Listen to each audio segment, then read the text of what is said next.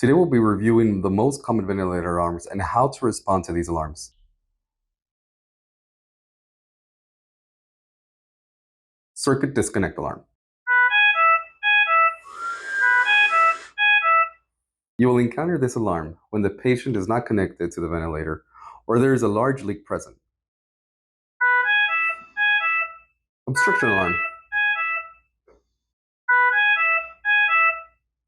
The obstruction alarm occurs when the ventilator detects an obstruction during ventilation or the exhalation swivel is obstructed or missing.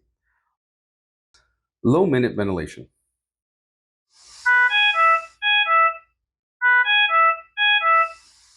This occurs when the minute ventilation is less or equal to the alarm.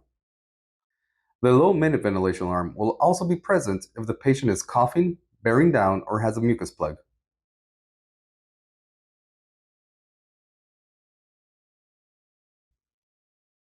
Always begin from the patient all the way back towards the ventilator. Suction the patient to rule out any obstruction inside of the trach. Regardless of the alarm, always assess the patient's physical appearance, first to ensure the trach or mask are appropriately in place. Once you have determined that the patient's ventilation interface is appropriately placed, start inspecting the circuit. Always include the ventilator chamber as well.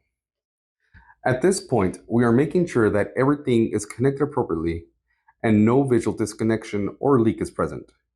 Ask yourself, is the circuit pinched or kinked? Does the circuit have a leak or tear?